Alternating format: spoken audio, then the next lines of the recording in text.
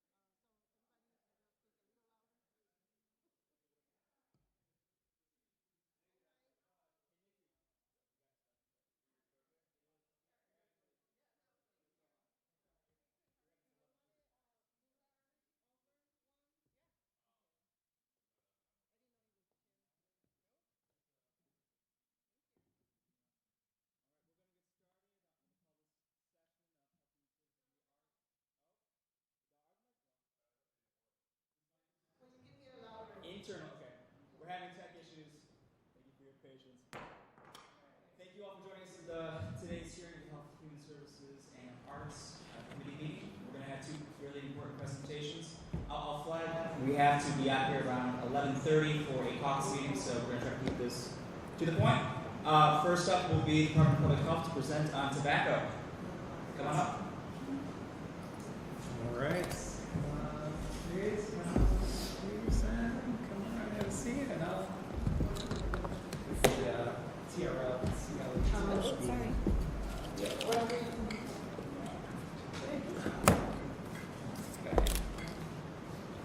You want me to slide, can we slide down one so we're in the center here? You know, I'll sit off to the side.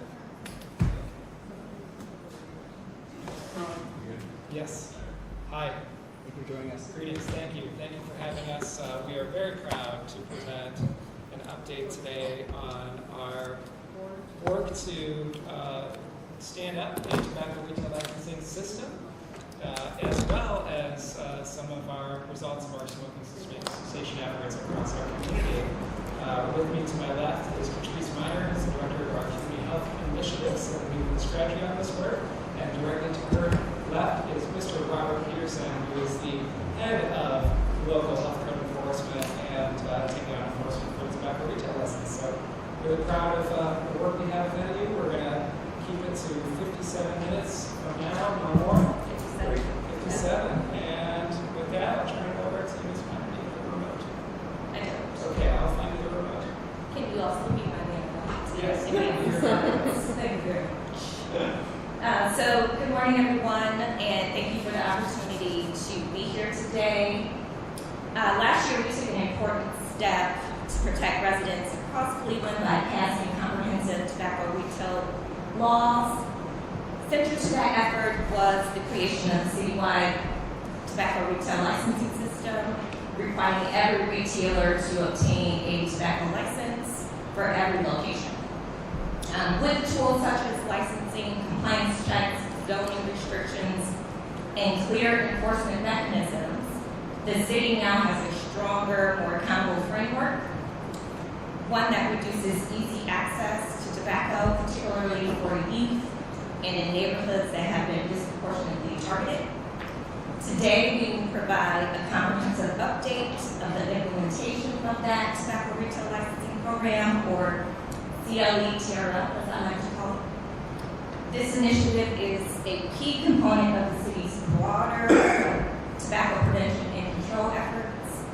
And by aligning this program with those efforts, we are building a more coordinated and effective approach to reducing tobacco-related harms across our community. So that's our check-in for today. So next slide.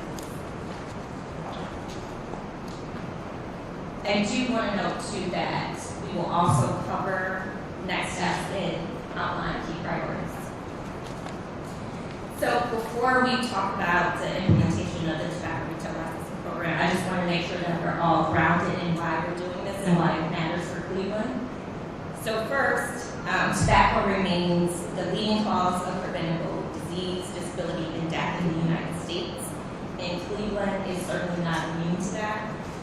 In many ways, our communities experience an even greater burden from tobacco-related harm. The health impacts are significant. I was just this weekend with a group of individuals who are being trained to be community health advocates who will do a lot of work around heart health, and that's one of the issues related to tobacco, and it increases your risk for heart disease, which also leads to heart attack, stroke, and limb loss. So you're at a 2 to 4 times greater risk if you use tobacco products. And people who use tobacco products also are at a 30 to 40% increased rate of developing diabetes compared to folks who do not. And during that training, because I thought this was pretty cool, we talked about porosity of blood, and if you don't have diabetes or uncontrolled diabetes, your blood goes more like this. But if you do, your blood becomes stickier, and your heart is trying to pump something like this through your body daily. 2,000 gallons go through your body every day. So this just makes it much harder. So we want to decrease tobacco use so that we can decrease the incidence of tobacco and also heart disease. I did want to say that this issue extends beyond individual health. We see clear neighborhood level disparities where tobacco retailer density is concentrated in socially vulnerable communities, and this tends to lead to increased tobacco use. If you see it, maybe higher youth initiation, reduce quit success. If you're trying to quit, but it's always available, present, it makes it more difficult to be successful in your quit attempts. And it normalizes the use of tobacco, which is one of the harder things to get over when you're trying to reduce tobacco. The increased exposure to marketing, that's an example of a newer ad on the left for vapes, which is taking a page from the older ads from Cool cigarettes from the 1990s. So this compounds community impact and it leads to neighborhood level disparities in health outcomes.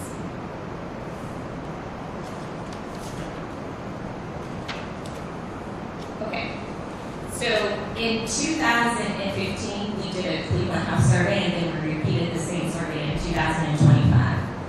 So in that time, smoking rates have declined by nearly 30%, dropping from roughly 35% to about 25%.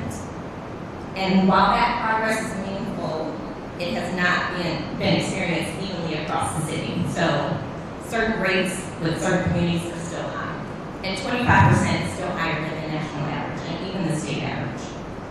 And so while cigarettes remain the most commonly used tobacco product, we are seeing increased rates in use of cigarettes, in particular cigarillos, and vaping products, particularly among certain populations.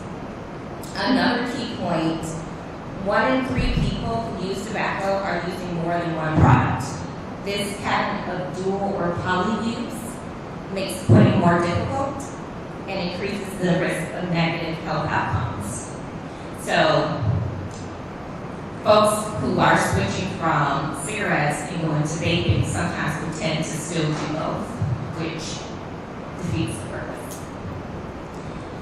We also know that about 60% of adults who use tobacco are using menthol cigarettes and other flavored products that are often more addictive and harder to quit. And importantly, the vast majority of youth who initiate tobacco use do so with a flavored product. So all the flavored vape products are really targeting youth. Bubblegum, blue raspberry.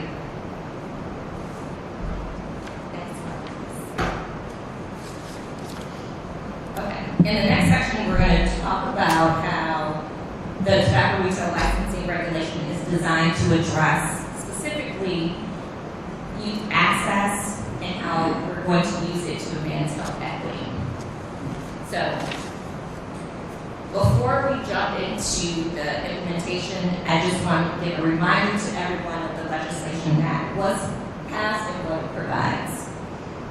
So, the annual licensing fee will be implemented, which will help fund the enforcement and implementation of the regulations.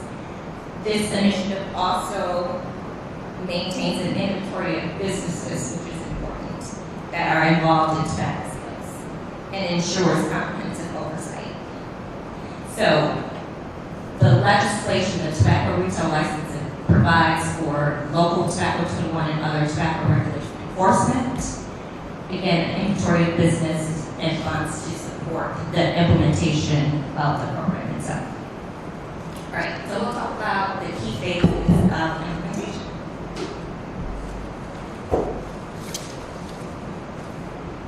Okay, so this is just a quick overview of the key phases.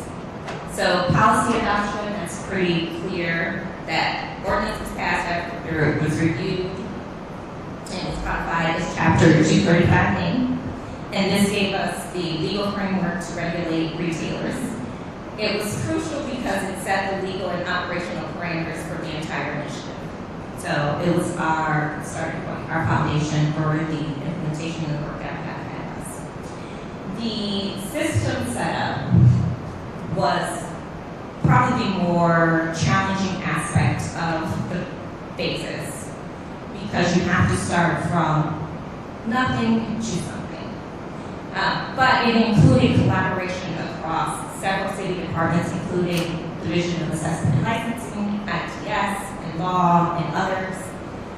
And that was to create a license application system forms, documentations, requirements, and review process. So for our application process, the applications come in through Division of Assessment and Licensing, they're reviewed for completeness, and then they go to Public Health for final review. During this phase, we also establish the license fee and a fund account to provide for sustainable resources for inspectors, compliance checks, and community education. Throughout, in our last presentation to council, really went into depth. We did a lot of outreach and education to the public and to retailers. So this is not linear. Outreach and education happened throughout the process. It will continue even beyond the last phase on this slide. But by late October, the online application was open for our January through December 2026 license. The enforcement launch marked the start of active regulation enforcement. And then each of these phases is interconnected and critical for the successful implementation of the licensing regulation, and together they form a comprehensive approach to licensing tobacco sales. I won't spend too much time on the outreach and education efforts because we did have a whole council meeting dedicated to it, but just as a reminder, it included retailer engagement strategies, so we went directly to retailers, we did mailings, we did calls, in-person visits, a community awareness campaign that included billboards, yard signs, any way that we could connect with retailers in the community we tried to do. We also involved partners, so we spoke at different community meetings, getting the public involved and retailers involved during that process. And different materials were developed during that process for education to retailers and to the community. And I just want to stress that for a new licensing program, and why that part was included inside is because education is key before you do full enforcement. We wanted to make sure that retailers understood what was expected and how they can stay compliant. So, to the meat of the presentation, where we are in terms of licensing. And this was as of 4/22. I have a brief update because we had a number of license applications come through on the 24th. When we had a number of inspectors out doing checks with retailers and issuing citations. And this is not current as of this morning, but as of last Friday. So, as of last Friday, we had 236 licenses issued with 26 pending. Pending means they're probably either in DAO or they're with us for final review. And the board numbers then are not reflective of that change, but to date then we have 243 unlicensed. So as I mentioned, part of the outreach that we conducted was a code red message to all of our known unlicensed retailers and also site visits, which included a citation that gave them 10 days to comply before enforcement measures escalate.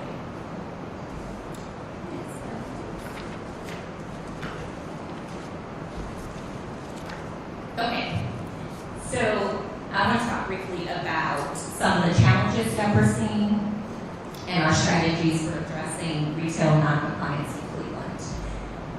We do think that it's primarily unintentional and not willful. So we think that this is from personal engagement with retailers. So from experience, I've learned that many retailers are still unaware or understand that this license is required. There is another license that is required by Ohio Department of Taxation. That's an annual license. It's a cigarette license. That's $125, which is different from this. But there are some retailers who believe that they have that license, they don't need this one. So that gap we're helping to fill with our education and outreach. Another strategy that we're going to try to employ is peer-to-peer education. A lot of retailers know one another, they may own multiple stores, so trying to talk to retailers that we've established a relationship with and getting them to talk to their peers about what is needed would be a strategy we will employ, or have employed already. And these informal networks are very important for all of our everything. Another concern that has come to light is the cost concern. Being very upfront about the cost has been important and I think has been helpful. There was a grace period that applied so that if you had 8 establishments, you didn't necessarily have to apply day 1 for all 8. So we allowed a bit of a period of time for people to get all their ducks in a row and make sure that they get their license in time. So the idea is not to be punitive initially, but to educate and support. There have been issues with administrative and process barriers. It is an online application, and a number of our retailers are engaged with us, but they don't necessarily do online applications, so for some was a bit of a learning curve. But even Dr. Margolius was able to do an application this morning with a retailer, so I think they can get it done. But I have provided phone support, I've provided in-person support, so if anyone has a challenge with the license application, they're able to get assistance. And they've had enough time to be able to reach out and receive assistance if they're experiencing it. And lastly, there is a bit of turnover in ownership and management, so long term, we'll try to develop some outreach materials or education prior to them establishing the business so that they know upfront what's required. Okay. I did just want to add that education plus enforcement is our balance strategy, and that's what we're trying to do, and striking a balance so that we have these long-term compliance with retailers.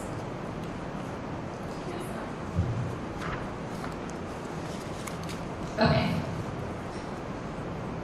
So I want to talk just briefly about the phased enforcement.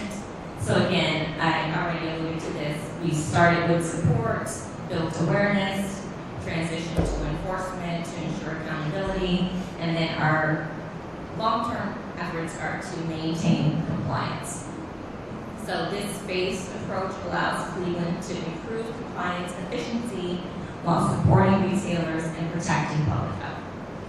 So phase 1, education and outreach, I would say began at the moment retailers were able to act, so the moment when the application became available.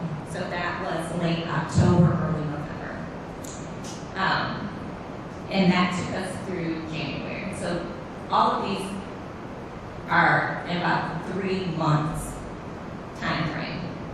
So 0 to 3 was the education and outreach, 3 to 6 was the warning and grace period. So we're nearing the end of that period. So this is why on Friday, inspectors were out providing that last warning, that citation before they have more active enforcement, and that's the phase that we're moving into. And then we'll move into full enforcement and sustainability once we reach the 12-plus month period. In Cleveland, a phased approach ensures fairness, improves compliance, and allows retailers time to adjust while maintaining accountability. Next slide,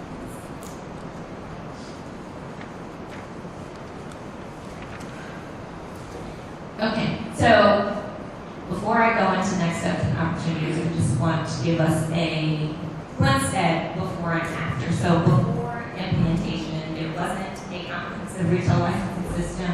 Now there's a mandatory licensing for all tobacco retailers. There were limited proactive inspections because we did not have a local mechanism for inspections, but now we have routine standardized license inspections with the TRO. Youth access enforcement was also limited, but again, with the TRL, the inspections will include an underage flight attempt so that we can have regular underage compliance. And then the data was fragmented, but now because everything will be in Acela, we'll have a centralized licensing and inspection data to build from. So next steps include ongoing inspections and enforcement. Again, we're moving into the active enforcement period. Continued retailer and community outreach. And we plan to provide data updates to council, but at whatever frequency you find is most useful. And because this is a new system, we're always thinking about quality improvement. So any system refinements that we find are necessary will happen in these next steps.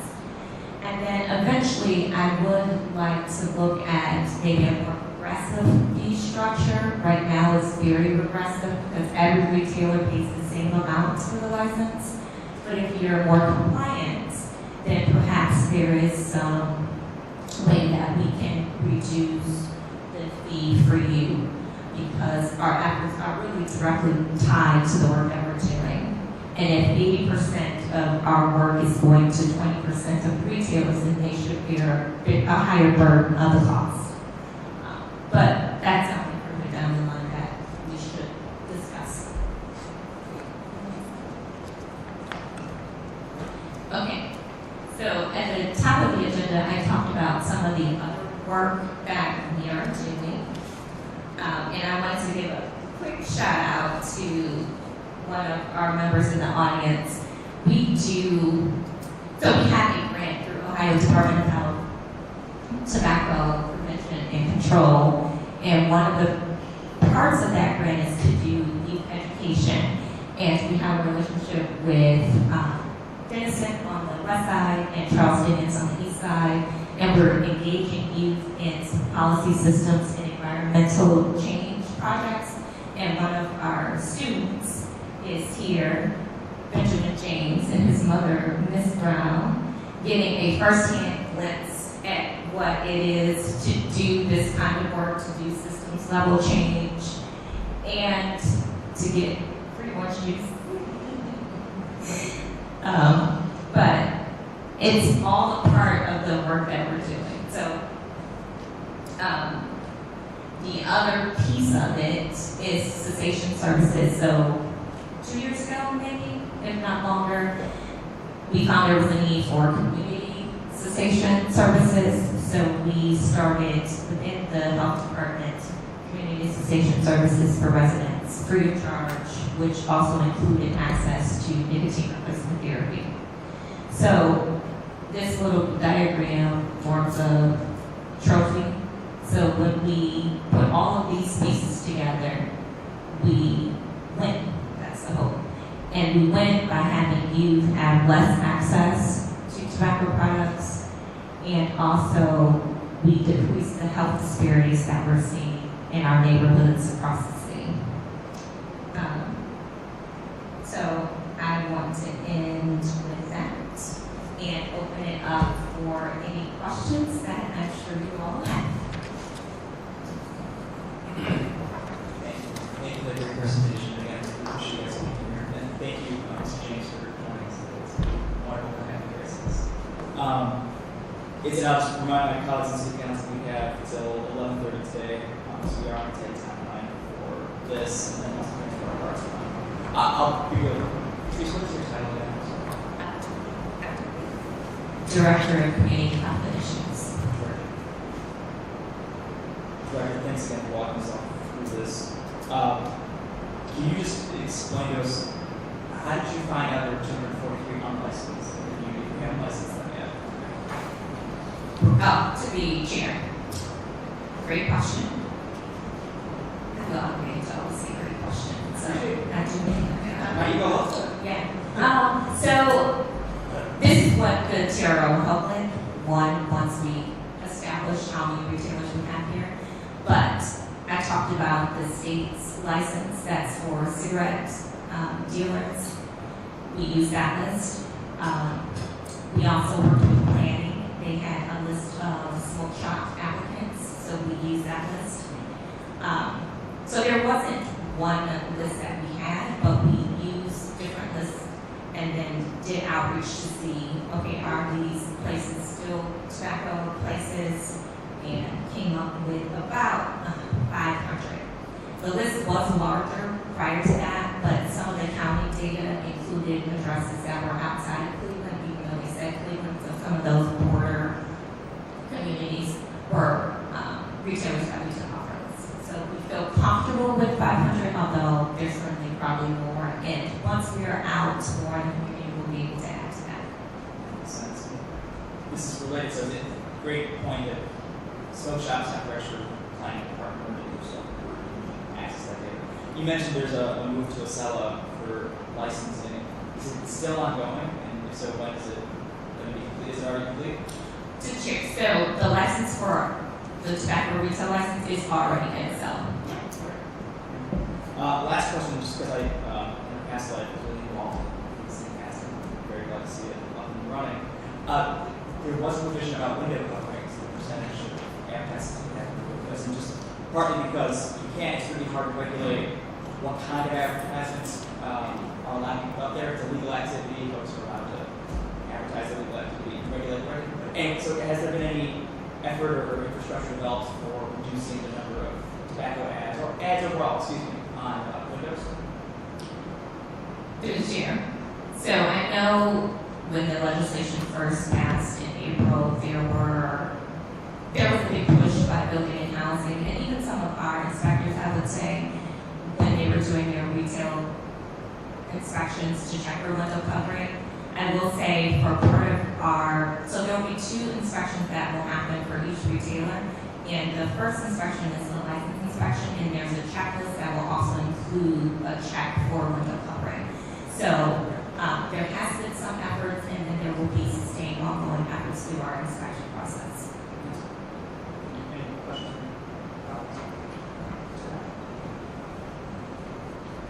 Thank you, Chair. I think it's 25% for windows can be covered. You have 75% must be opaque. So that was, I think, our restriction. Opaque means not transparent. Sorry.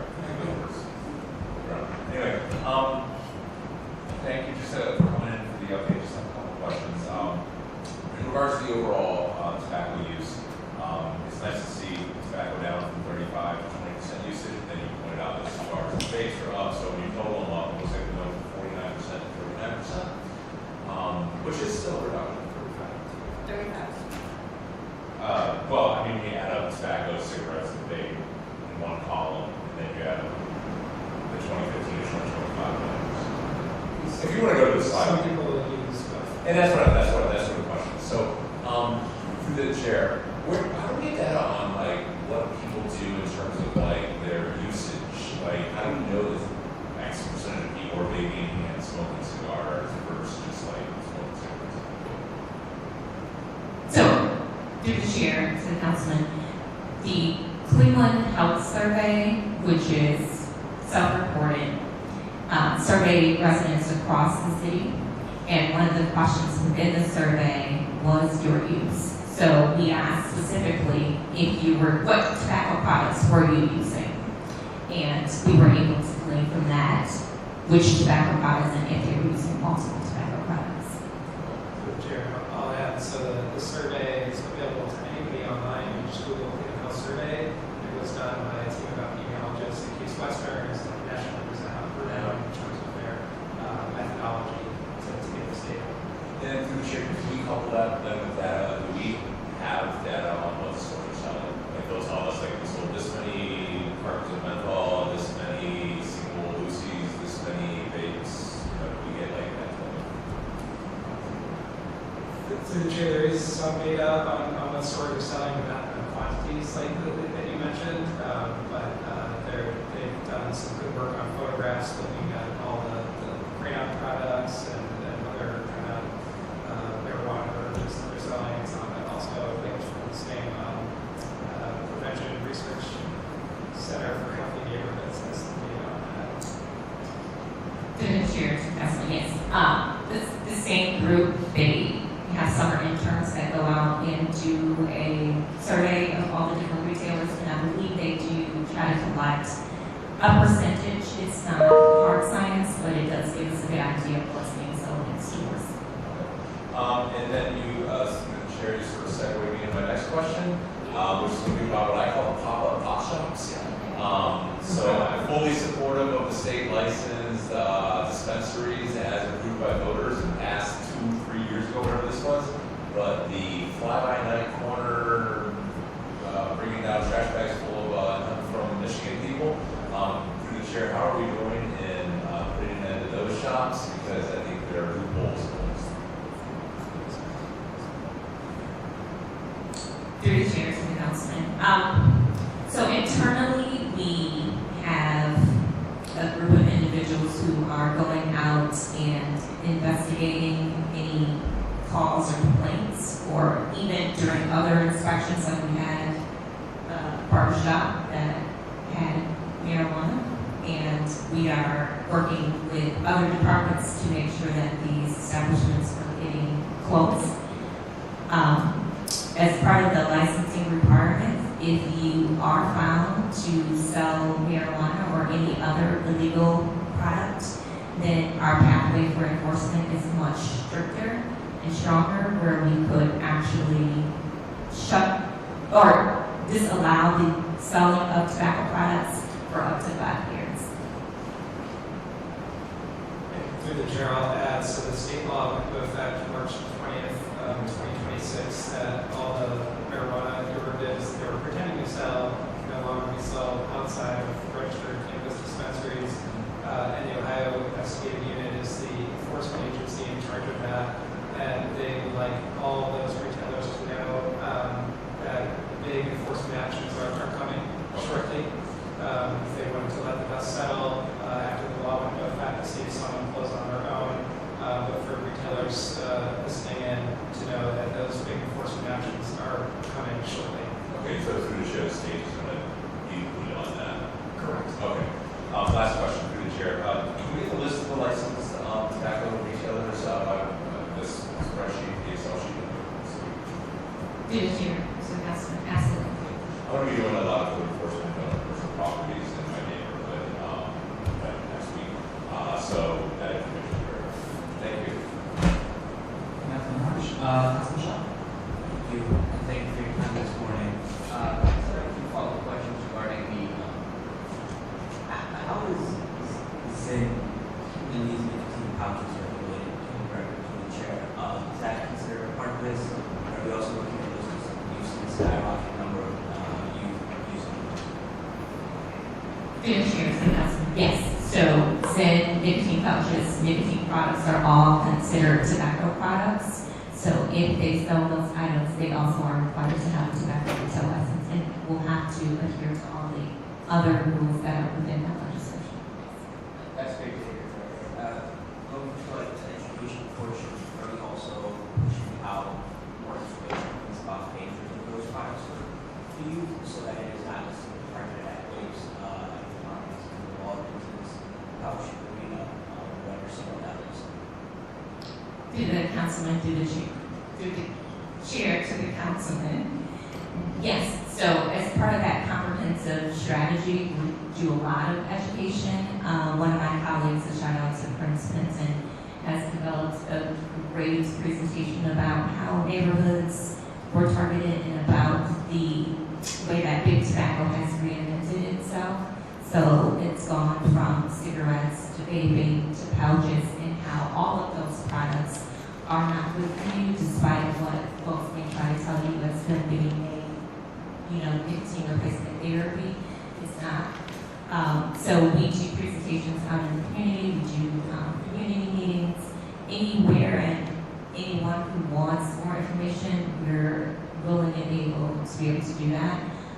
We are a part of a Breathe Free coalition, where we're also going to equip our member agencies with a presentation so that they too can give presentations out in the community. And like I said previously, we work with various schools to do education, because we do want to make sure people understand that this is big business for big tobacco. So if cigarette use is is going down, they're trying to replace it with something else, so we're trying to stay on top of it as much as we can. That's great. Thank you for that. I wanted to go to the phases of implementation slide. We're to understand, so I'm on the same page, and there's what phase are we on right now? So we're entering more aggressive enforcement launch. Like if you go to the enforcement page, the first 3 months was the education and outreach. The last 3 to 6 months were the warning and grace periods. So on Friday, they received their first citations for not being licensed. And then with that citation was a 10-day period, or if they did not get their license, they would receive a civil ticket, and then the process escalates from there. So we are entering the active enforcement phase. How many violations were printed out on Friday? So for all the unlicensed retailers, they got a citation, so 273. Okay. That was my follow-up. Next follow-up question was how many violations? And my final question was just regarding, I think it's great to hear that we're also planning nicotine cessation therapy. I wanted to understand how many people are taking advantage of that Through the chair to the council person, not enough. But it's not for lack of opportunity for people to register for the program, but deciding to become tobacco free is a very personal journey for people, and it takes multiple times to actually be successful in a quit program. So we had upwards to 30 or 40 people in total start the program, but not all of them have finished. But for anyone listening, you can always call 311 and get connected to our cessation services. And if you don't decide that group sessions are the right path for you, we can always connect folks to the quit line and other resources that are available. Actually, shocked to hear you do that in 311, but that's amazing. I think that's a great way to make sure it's successful. So, Any other questions from my colleagues?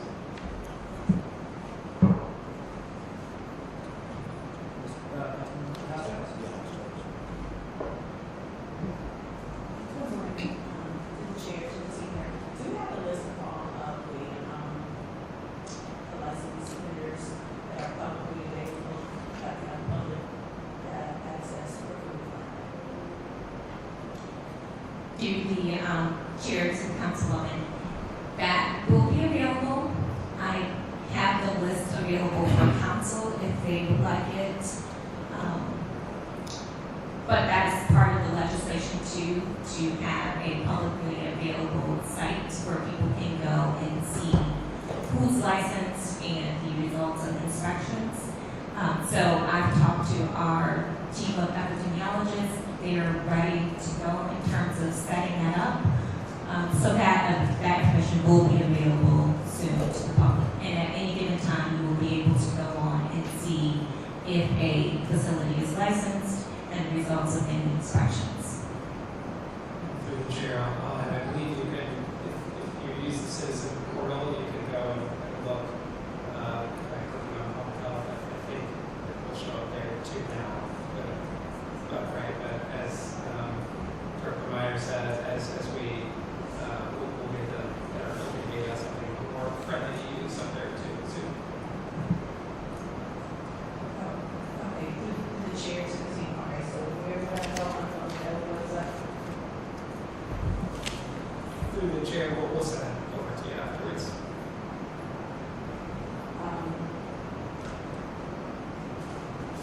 Maybe I know this is through the chair to the team. Has enforcement started? Yes. Through the chair to the councilwoman, yes. So those were the past week where we went and did the 300 or 273 visits to stores and issued citations. Before before that, and I didn't mention this in the presentation, we received a tobacco grant from the state. And before the TRL went into effect, we did compliance checks on about 100 retailers. And these were the under age 5 attempts, and found that more than half of those retailers sold to youth. Through the chair, so what happened to those retailers? Through the chair to the councilwoman. This is part of the Department of Ohio grant. So those retailers received education as per the grant requirements, but more importantly, it provided for us a baseline in terms of what's happening in the city currently.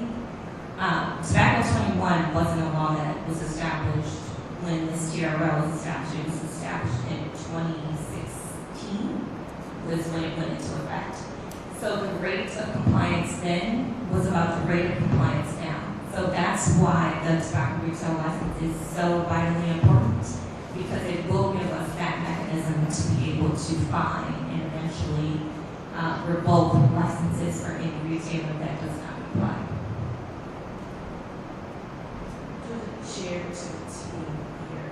So you're saying we had a law from 2017 with no enforcement mechanism?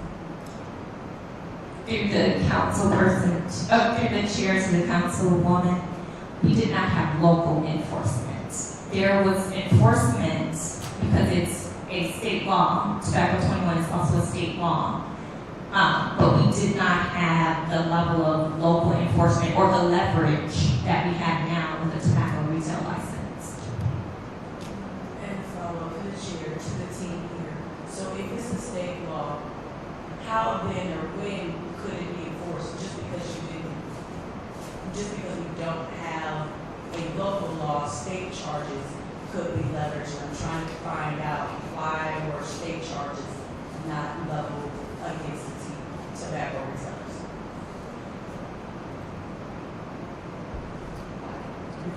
So, on the state level, they have. So, there have been inspections of retailers by state level agencies, and they've been levied fines.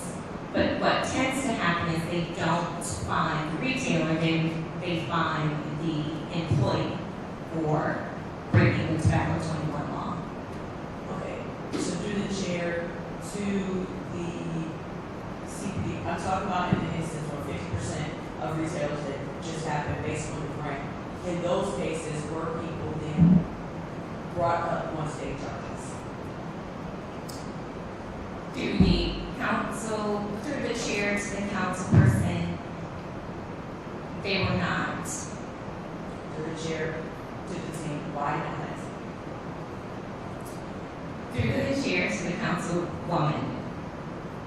The idea is to develop a consistent and fair process. These retailers were inspected through this grant, and what we can't do is mix one funding mechanism with another funding mechanism. So those compliance checks were done through a funding mechanism that didn't allow for what the tobacco retail license will allow for.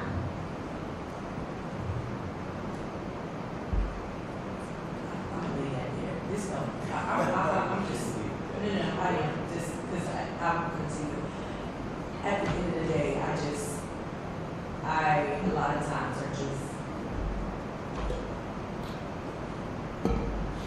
yeah, I'm not really sure what we're doing here, but okay. If this is the direction we're going to go, okay, and,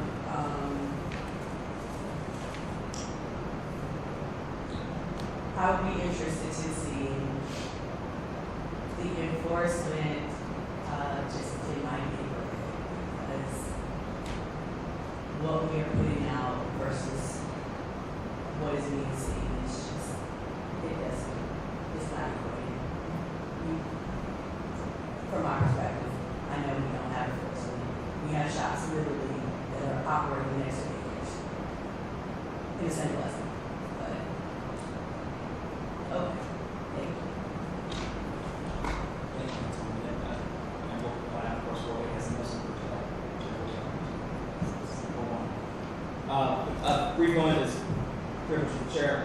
Do you know how much money has been raised from the license?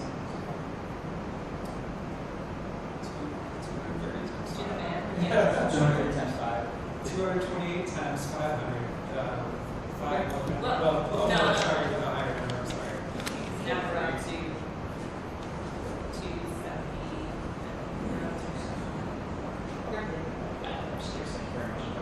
With that, Councilman Jones, it's yours.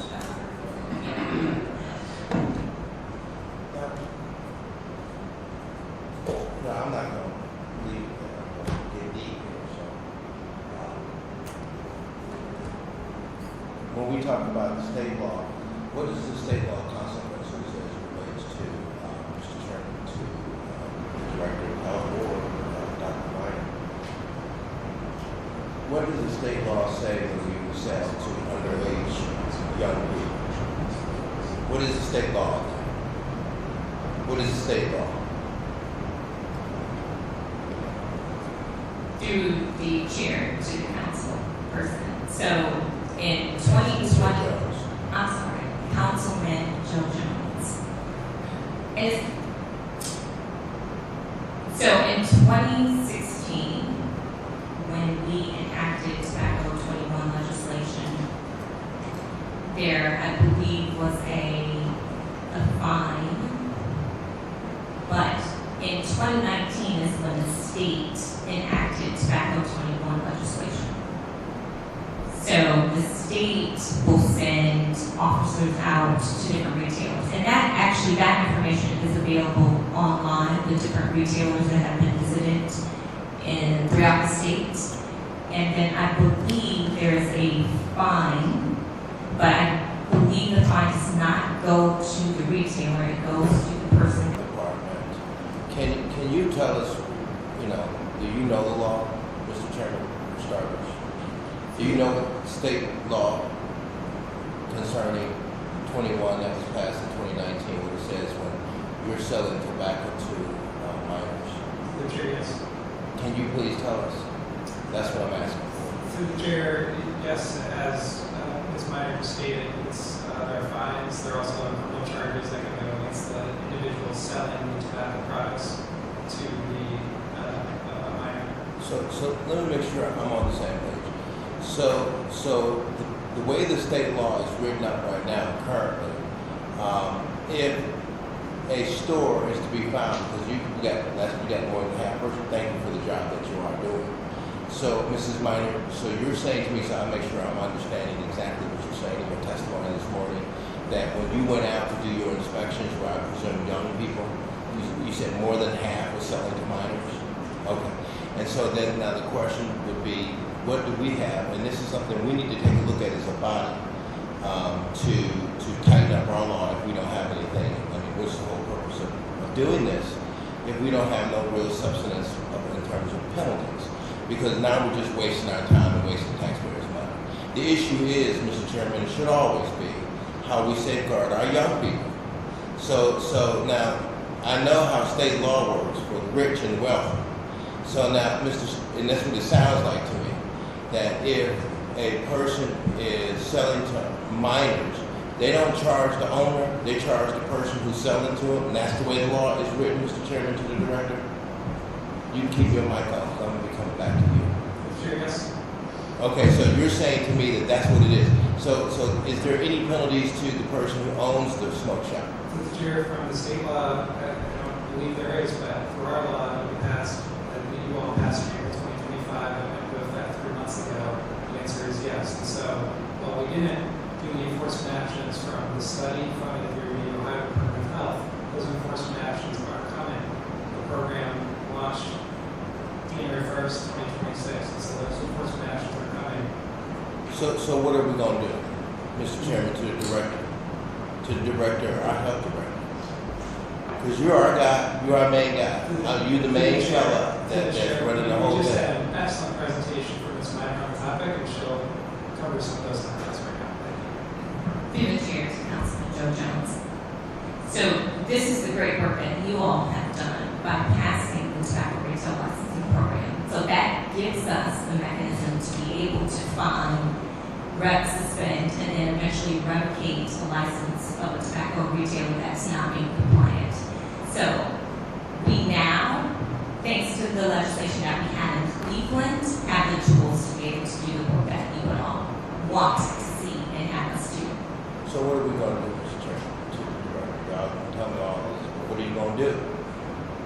Through the chair to Councilman Joe Jones, we are going to go complete inspections, do compliance checks. We now have done it and know how to do it successfully, and we're going to have now a long-standing process. So it's not going to be a one and done. It's going to be something that retailers can expect to happen, which will help with compliance. So just even the threat of inspections will help, and then we'll actually conduct the inspections. You are receiving the fines and eventually revocation that are mirrored to the work or to what you're doing. So how long does that take? I mean, you've already done it, so you got a good idea who done broke the law, right? So then what kind of fines are you gonna give them? If they do it, is it the first time they want it done? How does that work? Through the chair to Councilman Joe Jones. So per the legislation, there is a fine schedule. So your first time is a $500 fine. The second offense is a $750 fine with a 7-day suspension. The third offense is a 1,000-day fine with a 30-day suspension. And your fourth or more violation is revocation of your license. So you won't be permitted to sell tobacco products at that point. So they get 4 times, then mess up. Is that, go ahead. Through the chair to Councilman Joe Jones, that could be within a very short period of time too. So every time you violate that, it's one time. So by the 4th time, you will have your license suspended or revoked. Excellent. Now, the next question I have what are the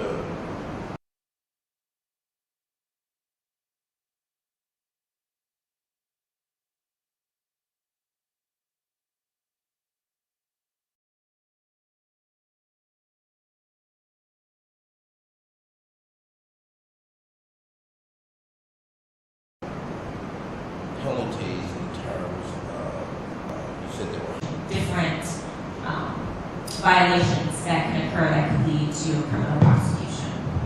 what if they're selling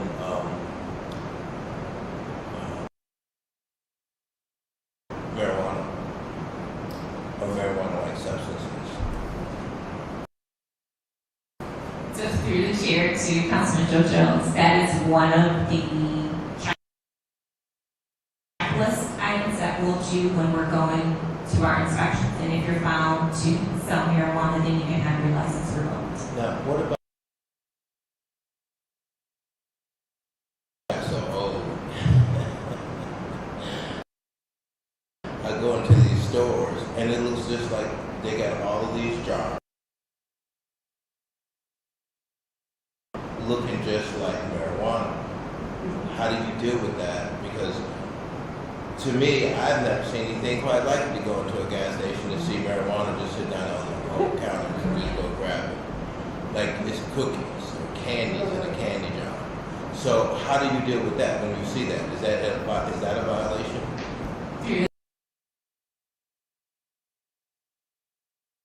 the chair to Councilman Joe Jones. So that was a loop on us to figure out if it was or was not, because some items were legal.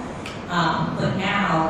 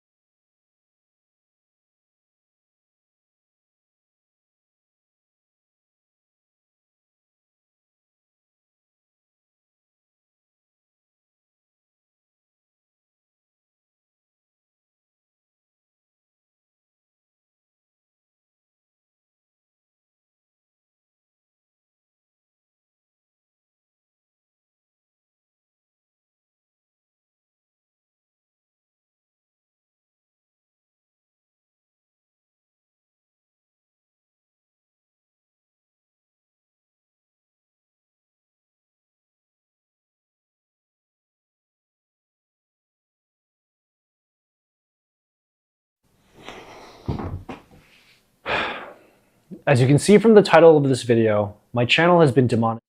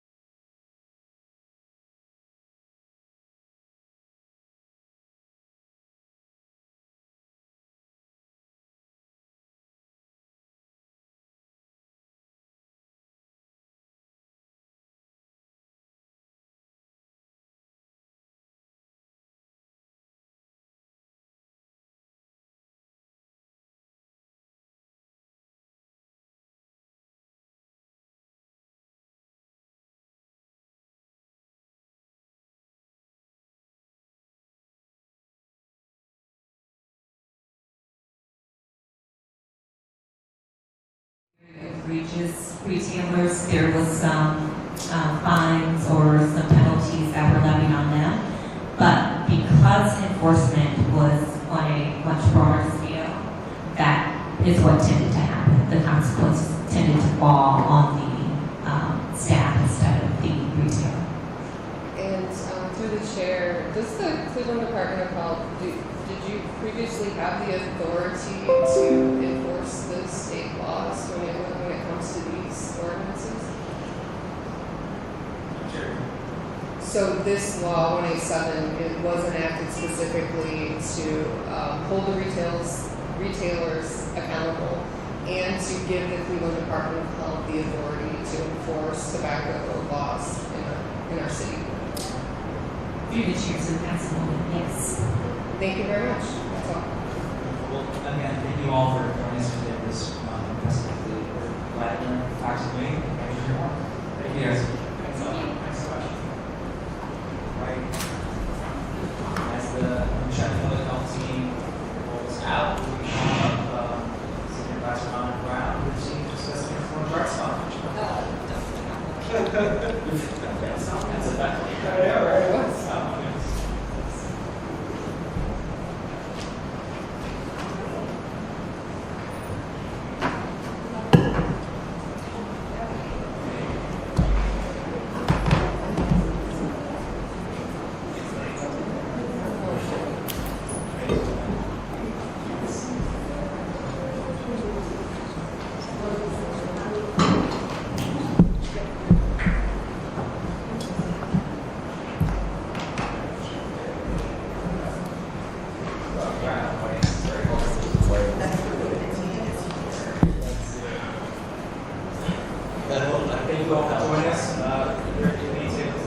I will, Supervisor Brown, lead us on. Good morning, through the chair, good morning to the members of the Health and Human Services and Arts Committee. I want to thank you for having me this morning at the table to talk about the Transformative Arts Fund and its impact. I am pleased to serve as a Senior Advisor for Arts and Culture and the Creative Economy in the Office of Mayor Justin Bibb.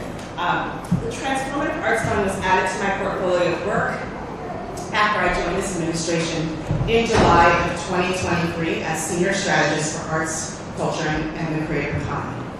I am here to deliver the final impact report on the $3 million ARPA Fund initiative. This body authorized through Ordinance 895-2022 and amended twice. And I want to begin by naming something that isn't often said enough about this work. I did not do this alone, and that's why my colleagues and friends are here at the table with me this morning. Today, you will hear from our administrative partner, members of the TAF committee, our fiscal agent, and institutional partner, our institutional partner,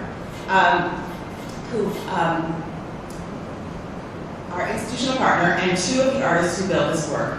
I'm grateful to have been a convener of the myriad voices that have agency and ownership of this initiative. This report belongs to all of them.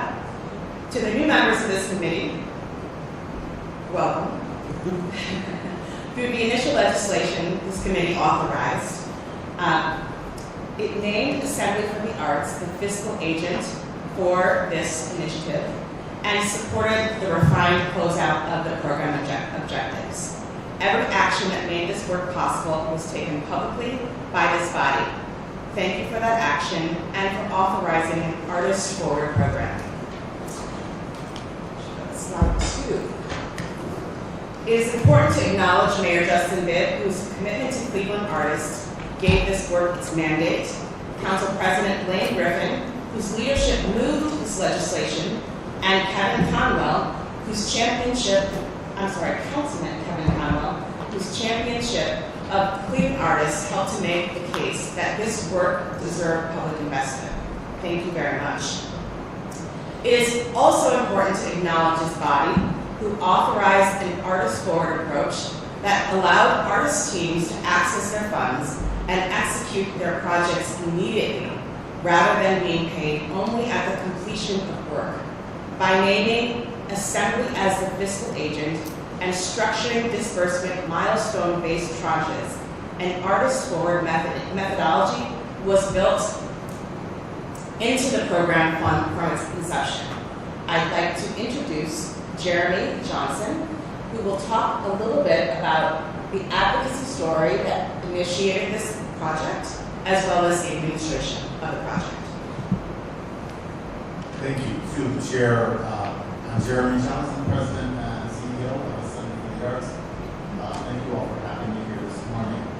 I want to provide a little bit of context as to how we got to this day, to this point, and provide some history.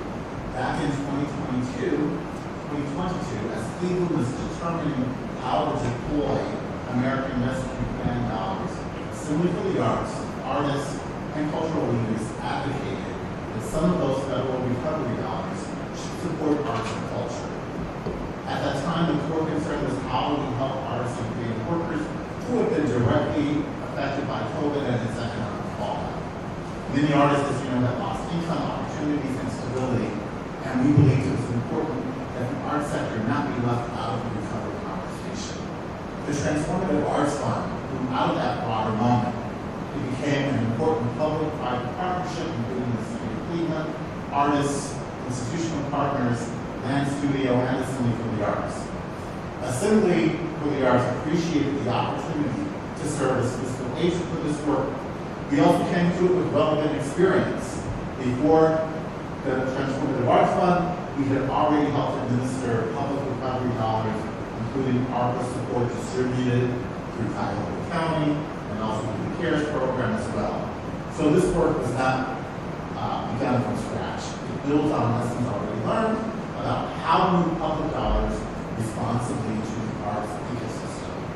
So we created an administrative structure that allow art dollars to move efficiently and with oversight to the institutional partners supporting 7 projects who employ artists. That structure mattered.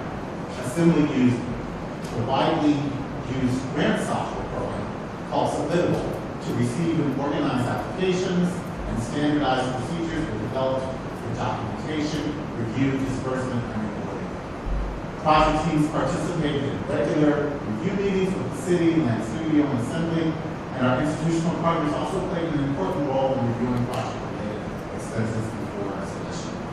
This was a collaborative process designed to support the work while maintaining consistency and oversight. This approach also helped address a practical challenge, which our senior advisor referenced.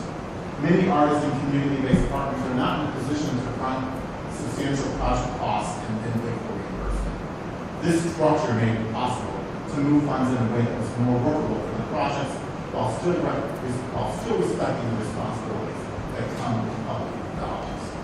I want to thank the City of Cleveland, this committee, our senior advisor, Rhonda Brown, Land Studio, the institutional partners. I want to thank the administration as well for moving us forward. We see this as an opportunity to build on what has happened. The City of Cleveland for many years was not a place where there was a person to call, to contact for things arts related. But we now have that. What we have done with this transformative fund is really a major important start for Cleveland to continue to be that major metaphor, economic powerhouse of the arts and culture ecosystem. Thank you. Thank you, Jeremy. Along the lines of that process that Jeremy just described, in the fall of 2022, the Mayor's Office issued a public open call for resident nominations to the TAF Committee. 36 nominees drawn from across 11 wards were represented, from which 4 committee members were appointed by the Mayor's Office, and City Council appointed 3 additional members. They included Dr. William C. Washington, Letitia Lopez, Gina Washington, Vince Robinson, Maya Curtis, Gwendolyn Garth, Deirdre McPherson, and Susie Underwood, who served from formation and stepped down from the committee in 2024. From September 2023 through January 2024, this volunteer committee built the infrastructure of the program before a single application came in. Gwendolyn Garth, a committee member, multimedia artist, founder of Kings and Queens of Art, a longtime arts activist, and a central community area leader, is going to speak about what it meant to volunteer for this committee.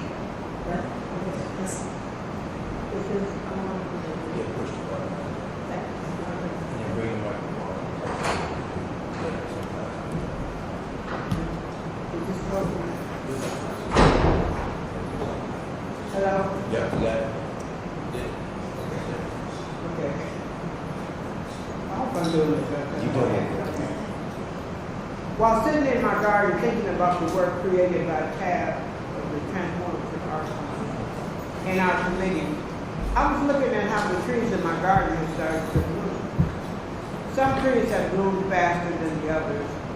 And then I began to think about all of the work that was going on inside the trees that I don't see. I then began to equate my observations to the TAF project. For me, it is the blossoming of some of my desires as a Cleveland-born artist. It renewed my hope. And for me, this funding has become an opened window to possibilities. Our issues in this city and country are so vast that as a change agent, I sometimes wonder if I'm making a difference. That question was answered at the TAF culminating event as I listened to the chosen artists share their work with joy and pride. Even though I didn't get paid, I felt rich. My soul smiled, my spirit soared, and my heart became glad. I realized that one of the hopes of our team was that not only we transform the places, but to also transform people, the artisans and the residents. We accomplished both. I leave you with these few words from the poet from years of ground. And now you ask in your heart, how shall we distinguish that which is good and pleasure from that which is not good? Go to your fields and your gardens, and you shall learn that it is the pleasure of the bee to gather honey of the flower, but it is also the pleasure of the flower to yield its honey to the bee. For to the bee a flower is the fountain of life, and to the flower a bee is a messenger of love. And to both bee and flower, the giving and the receiving of pleasure is a need and an ecstasy.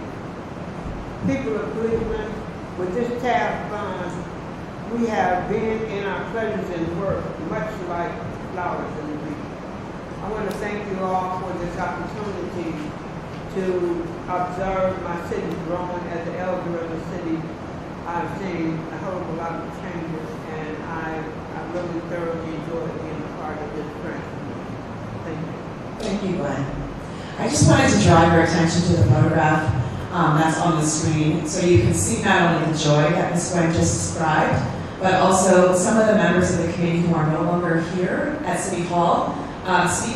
Former City Planning Director Joyce Pond authored the legislation that 895-2022, and our current City Planning Director, Kelly Person, is here to support our work. She joined the team well into our process, but has been tremendously supportive, and just wanted to make sure that I gave you a second to say a few words if you wanted to, but if not, it's totally fine. Good morning, committee members, through the chair. City planning is, as Rhonda said, the sort of legislative host for this program. And as Rhonda said, my predecessor, Director Joyce Long, was really part of the creative force behind it. So I'll just share that it's always a privilege to use the mechanisms of government to support the community and our people in the way that this initiative has. Rhonda has been such a pleasure to work with, so thorough, so thoughtful, so insightful in terms of the art community, and as you can see, so inclusive about the process that leads to the transformation that we're here to hear about today. So while I have not been through this with this wonderful group of people for much of the project, on behalf of the department, it has been an honor to serve as the sort of legislative authority home for the work. Thank you. Thank you. I just wanted to talk a little bit about the infrastructure, and my colleague Jeremy spoke about this a little bit. 4 entities built the infrastructure of TAF, City Council, and the City of Cleveland authorized and oversaw the legislation. Assembly for the Arts served as a fiscal agent. Land Studio provided the technical assistance. They had 40 years of history working with public art entities, and also worked directly with artists on the implementations of their plan throughout. The Transformative Art Committee built the program infrastructure and selected artists. Its implementation took just over 3 years from legislation to reconciliation, and 93% of the funds went directly to our projects. Our next slide really deals with the fiscal accountability and responsibility. How budgets were built and how money moved has caused some confusion. So I want to take a moment to be very clear about how money moved through this process. No project advanced without committee-approved numbers. Once selected, that budget was written into the signed grant agreement, and that budget was created by the artist team. Between all project partners, the agreement was explicit. Every single project has a grant agreement. Those grant agreements very clearly articulated the structure and the roles and responsibilities of each partner. And the institutional partner, which was a requirement by the legislation, were selected by each artist. That institutional partner held the funds. They dispersed the funds as directed by the artist. The institutional partner retains all financial records. I just want to say that one more time.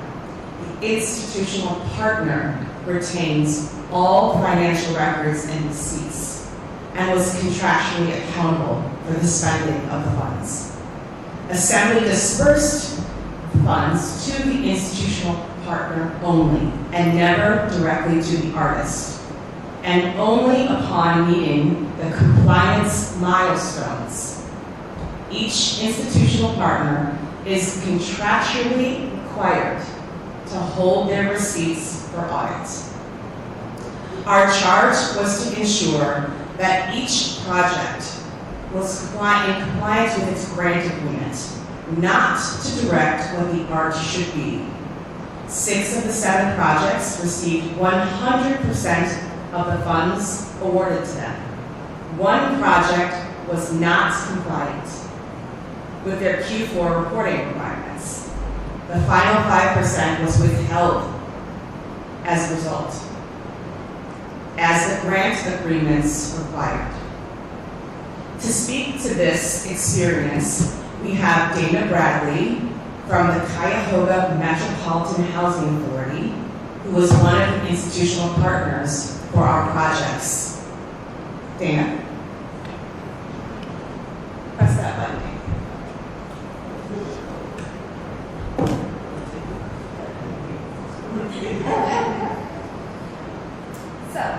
Good morning, everyone.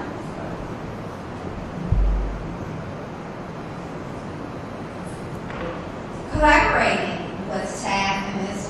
Wilson Stone taught CMHA how significant her artistic abilities are. With the financial support, the greater the possibility of her success. This could be the same for others seeking aid. Ms. Wilson Stone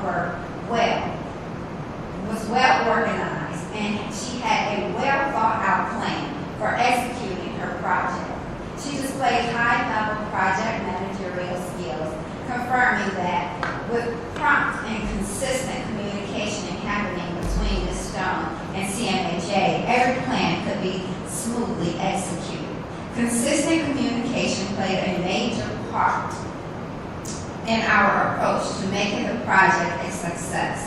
CMHA realized that this project created a deeper sense of community and belonging for the resident. It also allows CMHA to move beyond providing just housing by using a community-led artistic process to highlight residents' resilience and life experiences,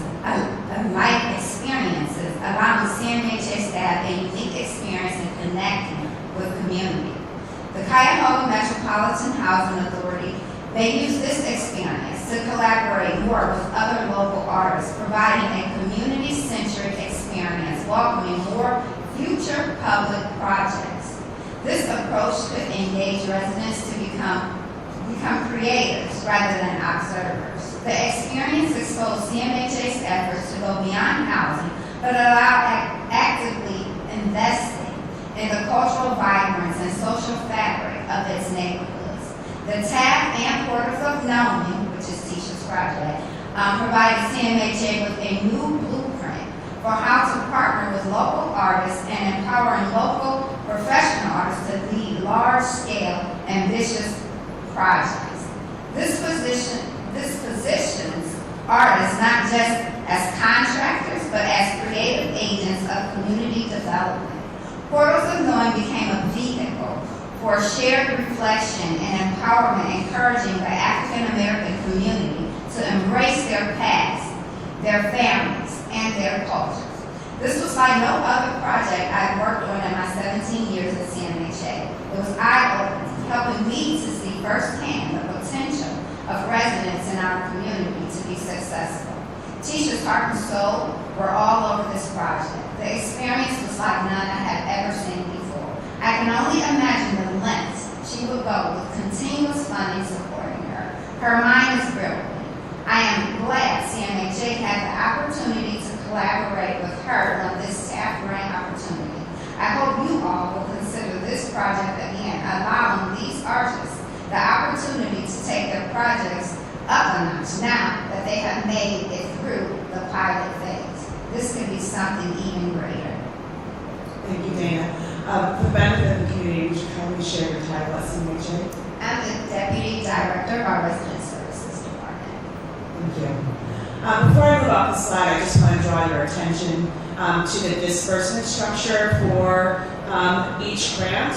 50% was dispersed by the institutional partner, by Assembly to the institutional partner upon signing of the agreement. So just to clarify, Assembly held the funds until compliance was met. The first step of compliance was signing the agreement for each application, each grant agreement, and then submitting W-9s.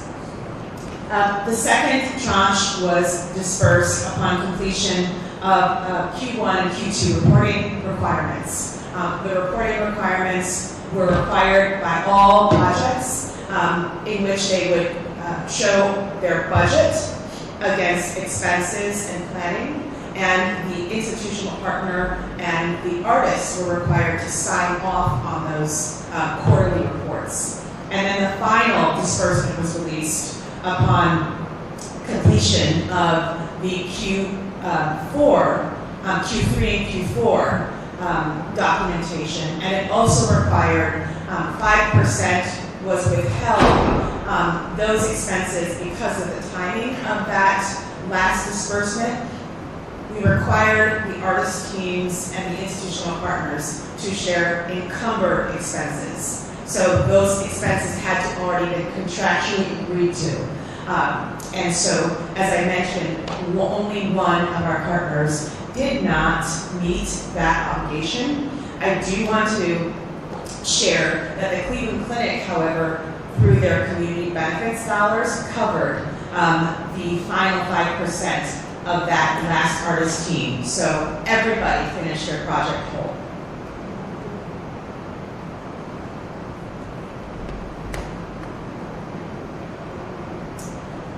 And thank you, Dana. The TAP application launched January 31st, 2024 and closed March 30th. 6 virtual information sessions drew more than 500 registrants. 103 applications were received, totaling $7.27 million in requests. By April 14th, 67 of those applications were screened as eligible for review. On April 16th, the committee convened for full deliberation and advanced 23 applications to the semifinals round. 7 projects were ultimately selected, with $2.86 million awarded. The criteria, the committee, the timeline, the information sessions, and the outcomes belong to the public record. Private deliberations and the intellectual property of the artist who applied but did not get awarded does not. And that spirit is done in the standard peer review practice for grants like these.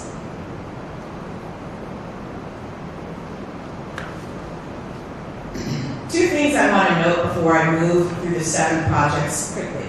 First, public art lives in 2 forms. Some of it is temporal, social practice and immersive theater, where the work is the experience. Some of it is permanent, placemaking and sculpture that physically transform a space. Both are legitimate types of public art. TAP deliberately funded both. Second, 6 of the 7 projects were completed on the east side of Cleveland, the most historically disinvested side of this city. Investments of this scale in these neighborhoods are rare.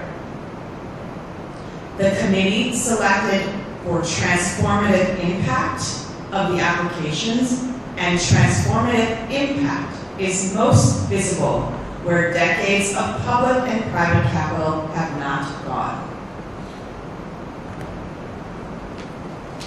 All Our Babies Birthing the Afrofuture by Jamila Rahman. Jamila did not respond to the Cleveland's Black maternal health crisis with a report or a policy brief.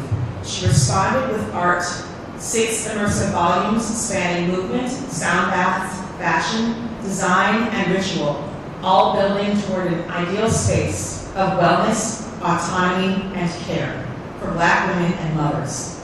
The work was rooted in Black women's thought, ancestral wisdom, and Afrofuturist world building, reframing Black birth as a site for healing and liberation. Their culminating event ended at City Hall in September of 2025. In Part 216 by Robin Robinson. Robin Robinson, and I want to mention again that Jamila Rahman's institutional partner was the Cleveland Clinic, and her work was done in Ward 5 and Ward 6, focusing on Fairfax, Kinsman, the Fairfax and Kinsman area. Robin Robinson treated mural making as a profession that has to be taught, not just commissioned. 12 artists established muralists and paired with emerging ones created a clustered mural project of 6 large-scale works at the intersections of East 140th, Union, and Kinsman in Mount Pleasant, a city priority neighborhood. She took the entire cohort to Philadelphia, whose mural arts program has spent the last 40 years turning murals into neighborhood institutions, making public art of the community, not just in it. They came back with this technique and others, new relationships, and a framework for sustained civic practice. Those 6 murals are now being cited by Councilwoman Gray and Bishop as visual proof of concept as they reconsider the greening of Union Avenue. For Art's Sake by Kumar Arora served multi-wards. His institutional partner was Campus District. Kumar built a model for what a creative economy looks like when it lives in the daily fabric of a city, not in galleries, but in parks, public spaces, and civic events across Cleveland. 8 large-scale activations paired with workshops that gave artists what they need to sustain a practice, business fundamentals, brand building, and the tools to turn creative work into a livable income. Kumar understands what too many programs miss, that DJs, photographers, performers, and designers are public artists. Their work shapes community identity. Their work is the creative economy. The question is whether anyone is teaching them to do it professionally and presenting it as a legitimate practice. Kumar's project did both. Partners included the Guardians, the Cleveland Marathon, Nike, university hospitals, and every dollar circulating through the local economy, 100% of the budget was spent within Cleveland. Every dollar circulating through the local economy, this fund was meant to strengthen. For those who call here home, by artist Jordan Wong, his institutional partner was the Sculpture Center. Asiatown is one of Cleveland's oldest immigrant neighborhoods, a community whose roots here trace to the 1860s, and yet it has no public parks, no gathering spaces, nowhere for seniors who square dance every weekend. Nowhere for the seniors who square dance every weekend on a vacant Dave's supermarket parking lot to do so on land that actually belongs to them. The vision for a permanent park there had been carried out by Midtown Cleveland for 4 years, with concepts already designed by architect Marika Shiori Clark. What it lacked was a funder willing to invest. TAP was that partner. Jordan Wong designed 5 permanent public art structures rooted in community conversations. Every decision was shaped by the residents who would use this space. The site is now under contract with NRP Properties for donation to Midtown, a true permanent center for Asiatown on a corner that for generations had nothing. This is what this body is thinking about: land use, neighborhood identity, and permanence. Public art and community development are not parallel tracks, they're the same. Melina Bergoli, an architect and a designer, is an architect and a designer. Her medium is not paint or sculpture, it is the act of remediation itself. Working with architect Chris Maurer of Bread House Studio, She took a condemned, lead-contaminated house in the Buckeye Woodhill community, a Cuyahoga land bank property, and dismantled it in what she called choreographed deconstruction. She then used demolition debris to grow mycelium, a living fungal material that breaks down lead and can be compressed into building blocks as strong as wood. A significant portion of her budget was also dedicated to the documentation of her project, a feature-length film fully capturing the process, because the documentation of the work is part of the work. This is mycotemperature, and Melina is among the artists pioneering it. This site is now leased to Jennifer Lumpkin and the collective Citizens Organized Against Lead for Future Programming. Letitia Wilson Stone is a former CMHA resident. Her project is Portals of Knowing. As a director, an educator, and a playwright, she did not know how much theater could change her life until she encountered it at Cleveland School of the Arts. Portals of Knowing is the fullness of that journey brought back to the community that raised her. She built Cleveland's first immersive theater project at scale inside East Technical High School in the Central community, one of the city's oldest African-American neighborhoods. A room-to-room experience rooted in Black joy, resilience, and ancestral memory is where the audience was not seated, but welcomed as kin, guided through layered rooms, invited to laugh, sing, and grieve, and remember. She wove the actual lives of the Outhwaite homes, residents, and East Tech families into her performance. The community was not the audience, they were the authors. CMHA put it best. It allowed them to move beyond providing housing into providing belonging. The work was extended to CMHA locations citywide. Letitia, we'd love for you to stand, please.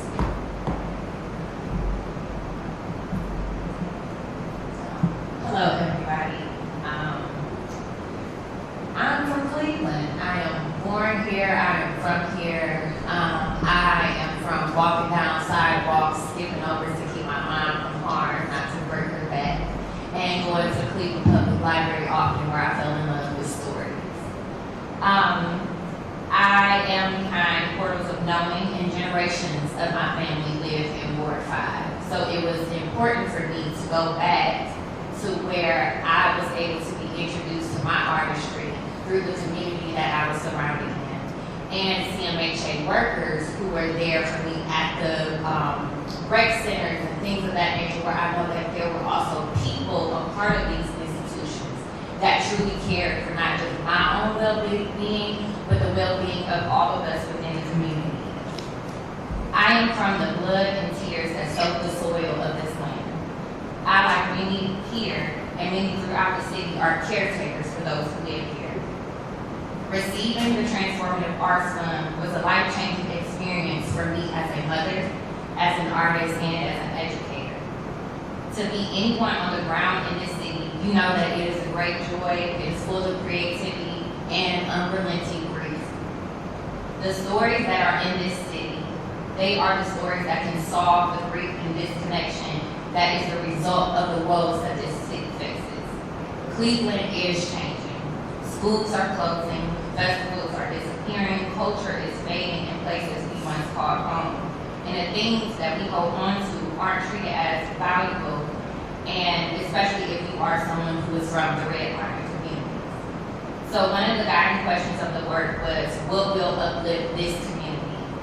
And knowing that the Transformative Arts Fund did not only fund a project, it gave permission that I have never felt that this city has granted before. It was permission to dream bigger, it was permission to build something rooted, and permission to remember that our people's stories are in our bones. Our people came to Cleveland with big dreams, and I was able to uphold the dream of my ancestors and my cousins in the space where we all once played. I felt permission to be myself and to unapologetically create an experience of love on the land of my family's stories.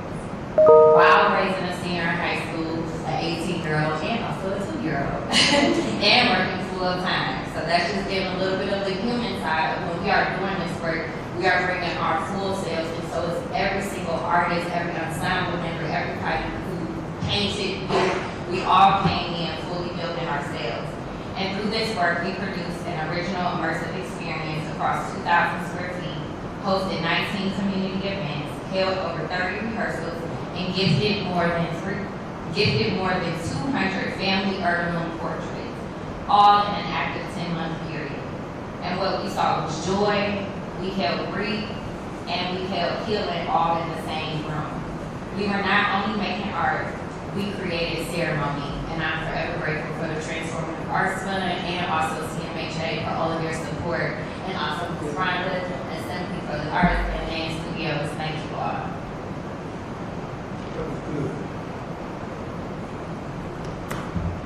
Thank you, Letitia. The Art Garden Store Phoenix project landed in Clark Fulton, the one West Side neighborhood in this cohort, one of the most diverse and historically disinvested neighborhoods in the city. Ariel created a team, a crew called No Pressure, No Diamonds, who created 10 murals and 3 monumental sculptures across 3 parcels at 50th and Store. And then the catalytic effect began.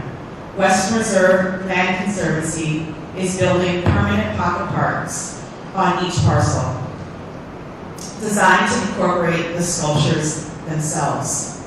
The art becoming the architecture of the park. A $50,000 tree grant is greening Store Avenue from 44th to 55th. The city's Priority Neighborhoods initiative is layering in commercial improvements. Sidewalk and tree work is advancing through Councilman Santana and the Mayor's Office of Capital Projects. Adam Gifford, who is the institutional partner at Metro West that worked with Ariel on this project, said it best. The art was the first thing to land because it could move the fastest. In a neighborhood that has heard a lot of promises, the art served as a signal, and every other investment had something to align around. This is what stackable investment looks like when art arrives first. Ariel, we'd love for you to share your thoughts and reflections.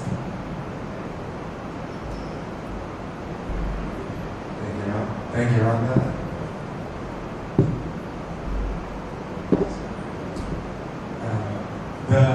The initial brief for the Transformative Arts Fund when we were writing the proposal was how can art be a long-term transformative change in the community? And for me, really took that as the approach of how can I look at the long-term picture. And my background with murals is like murals are the quickest things that can go up. It can be on the temporary to the long term, but it's always such a great catalyst. So with that it needs to be local. So we trained 10 artists. We did a cluster of 20 murals between Clark Fulton and the Stockton neighborhood.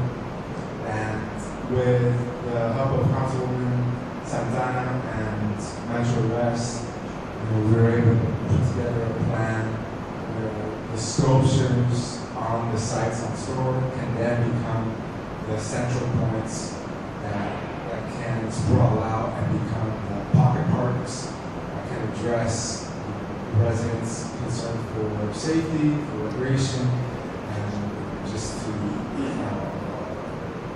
give them a place to actually commune. And so through the staff, we're able to create that initial catalyst that allowed Councilwoman Santana, Metro West, and the Western Reserve Conservancy to really put into action the largest scale of permanent transformation that's taking place right now in that project. And it was amazing being able to go from TAF, and we still held our bi-weekly meetings with Metro West, and then Councilwoman Santana's office. We would come in every month with the Western Reserve Conservancy to look at the overall plan, looking at communicating with the community, having all the meetings and the input and active safety concerns. And it's just really been transformative experience for me to see the impact of what art can do, but more importantly to see that there's so many people in the community that really are working hard, volunteering just from a passion to see the community rise. And that's really, like, instilled in me a desire to want to meet them at that age. Thank you, Ariel. You can read the numbers on the screen on slide 15. I want to tell you what they don't say. There has been narrative in some corners that this work produced no impact, that the narrative confuses what can be counted today with what is being built. What is on this slide is the surface, the things that we can measure by April 27th, 2026. The fuller measure of this work will take years. The neighborhoods will change, the artists will evolve. Each of them will mark this experience as an index point in their lives, the moment the city said yes. That is the impact this report cannot quantify yet, but that is the one that will matter the most. However, there are some very tangible and palpable results to date. The TAP produced assets, physical things that can belong to Cleveland and are now leveraging additional public and private dollars and investment. We talked about Asiatown, a vacant lot becoming a permanent community park donated to Midtown Cleveland. Buckeye Woodville, a land bank house now remediated, and community programming space will take place for at least the next 2 to 3 years.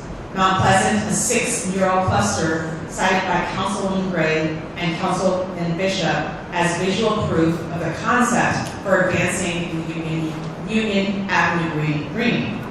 Clark Fulton, as Ariel just talked about, 3 pocket parks are underway with Western Reserve Land Conservancy and lots of improvement in that community.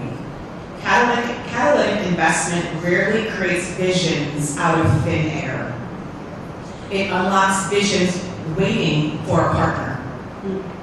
The Asiatown concept was 4 years old before TAP arrived. The Store Avenue corridor in Clark Fulton, the One West Side project in this cohort, had been on planners' maps for years. The Union Avenue greening in Mount Pleasant had been a community conversation for longer. What it lacked was momentum. TAP provided the resources and the trust that turned waiting into building. That is the fund, that this fund reached the most disinvested communities on both sides of the city is one of the most important things about this report, and one of the things that this committee made possible. The impact of work like this is both tangible and intangible. The tangible is what we can count. The intangible is harder to put on a slide and is just as real. Cities that fund only what they can count miss what art is for.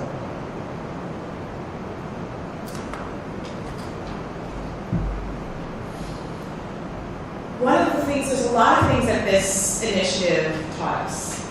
Communicating better is something we can always do, and that is one of the lessons of this work. TAP was a one-time ARPA-funded initiative. What lives on is knowledge, the relationships, and the policy framework that it generated. All 7 projects were completed on time. Unprecedented for a first cycle program at this scale.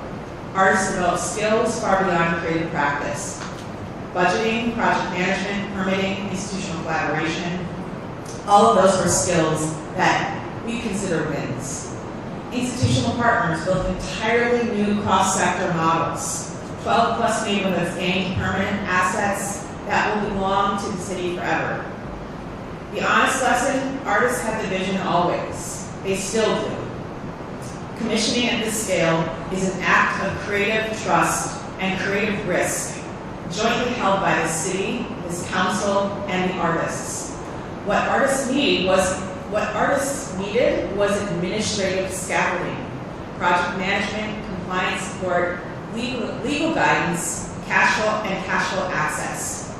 Artist readiness is a systems observation, not a critique. Public investment at this scale must build capacity support from day one. And one more honest lesson, this program was administered by one person and it was still delivered. Grant making at this scale deserves a dedicated team.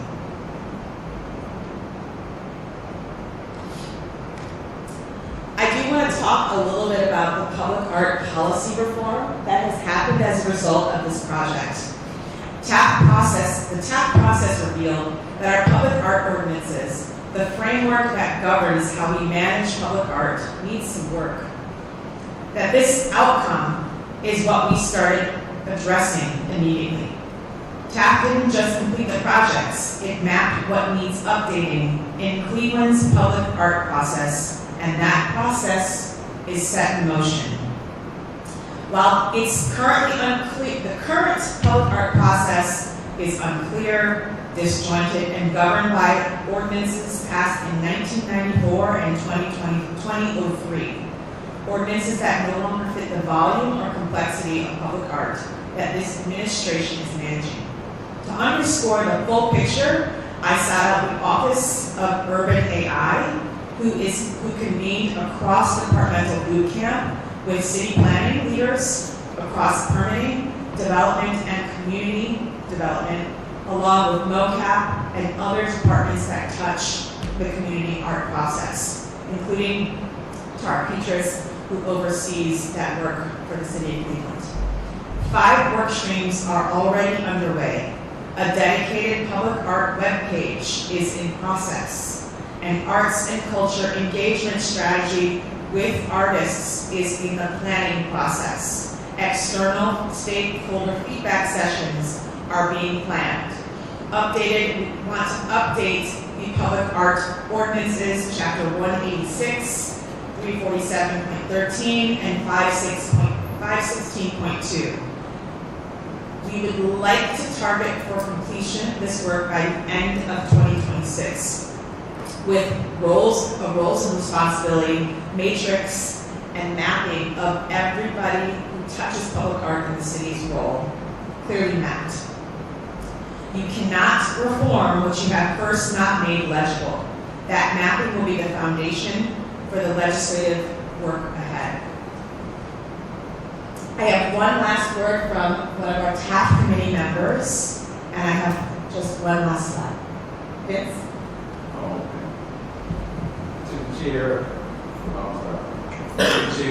and to the committee. First, I'd like to express my gratitude to you for enabling this program to exist. It's one of a kind. It's never happened before. And we talked about this idea of transformation. When we embarked on this, we were thinking about the transformation of artists in this community. But as I look at this idea of transformation, I see it as something much greater than that. This is about a transformation of perception. All the evidence that we've been presented today has demonstrated how we brought all these different entities together. We've had artists, we've had institutional partners, nonprofits, businesses, government, the entire community that's involved in this process. In the previous rounds of relief, we had the CARES Act, we had ARPA, and we distributed them to individuals. This body decided that we wanted to do projects, and this is what came up. And you can clearly see that it's had an impact. Ms. Brown indicated to us that there were temporary situations that we got results. But she also indicated that there were experiential aspects of this, so that these experiences live with those who are able to participate in them. We've seen the transformation of this building. If you walk out in this hall, you see art on the walls. You see information on the walls. So I really appreciate what Gwen said when she talked about nature, she talked about bees. You know, this is something that will allow us organically to be more responsible for our communities and watch them grow and watch them develop as a result of the energy of artists. You've empowered them. You did more than just give them money.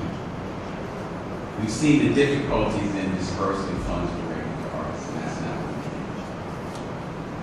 we do. We put people in situations where they work together, and the combined effort results in what we see here.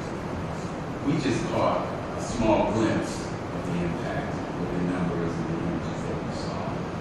But when you look at the way these projects affected the people who participated in them and the communities that they live in, you can see that it is continued effort.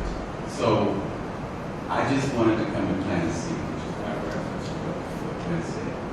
And the seed is planted on this table to this body to think about dedicating more resources to art and culture. That's what this committee is all about. When we look at the pandemic and what happened during that pandemic, we saw that there was an economic benefit, an economic impact to this community, in spite of the fact that everybody was in their homes and locked down and all the things that happened. We were still spending money on art, and it still continues to affect our economy. So, she mentioned the trip to Philadelphia. We found out that they spend $20 million on art and culture in that city, which is less than 3% of the budget, less than 0.3% of the budget, actually. It's a small part of it. But when you look at the impact of those dollars on Philadelphia, 40 years they've had this program in effect. So my seed to you is to consider funding art on a perpetual basis. We got to give from Uncle Sam. But it's on us to do what we can for the city with the taxpayer dollars to empower artists to help you transform this city, because we are definitely seeing transformation, and to continue to tell the story, because there are people in this city that don't even know about the Transformative Art Fund. We need to let them know so that they can support artists, empower them to come up with solutions to the problems that we face. Public health. He said here when we listened to this presentation about cigarettes, cigarette revenues are going down, taxes on those revenues are going down, so we have to find other things. And I'm sure that the people would support doing something other than buying more guns, putting more police officers on the street. We have to do more with the resources that we have in the city, for the residents of the city.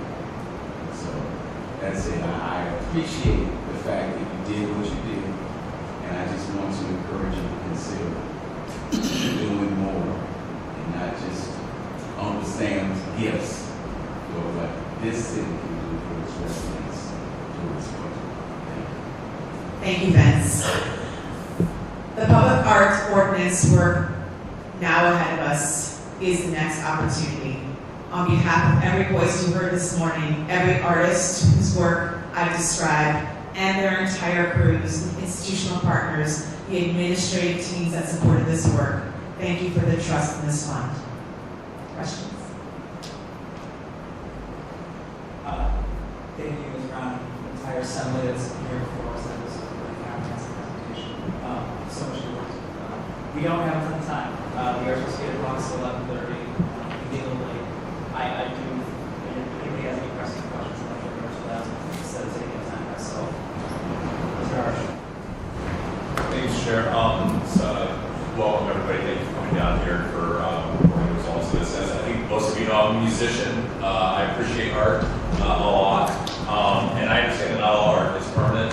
Some art is temporal. It takes place in a moment in time and then it's gone. That's fine. But I think a lot of people are going to ask for the $3 million that we get. Right? I think that's what people 16 murals, 7 sculptures, performance space, and 4 parks. Is that what we're about?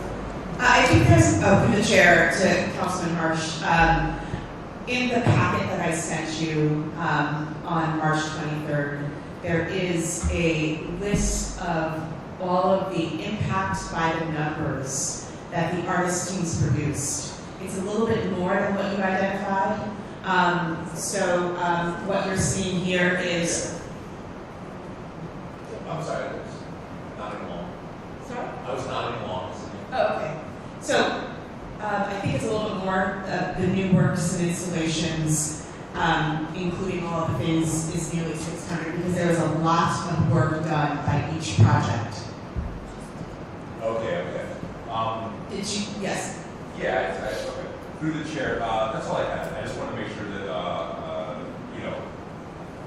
you're supporting the arts community. That means supporting artists, right? That means supporting the people that are creative in our community. That doesn't always mean that you're going to have, not every artist does murals that you're going to look at. For many years, some artists do installation work. They do immersive work. They do spiritual healing work, right? These are not things that you point to the day after. These are things that you experience in real time. So I appreciate everything you guys did. I appreciate you putting together a comprehensive accounting for everything.